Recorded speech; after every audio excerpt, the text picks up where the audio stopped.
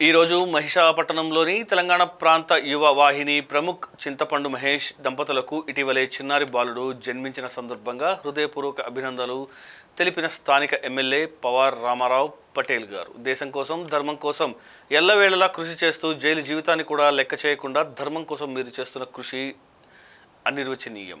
ఈ ధర్మ పోరాటంలో సదా మీ వెన్నంటి ఉండి మిమ్మల్ని నడిపించడానికి ఎల్లవేళలా సిద్ధంగా ఉంటానని నూతనంగా జన్మించిన చిన్నారి బాలుకి మా ఆశీస్సులు అందిస్తున్నాము.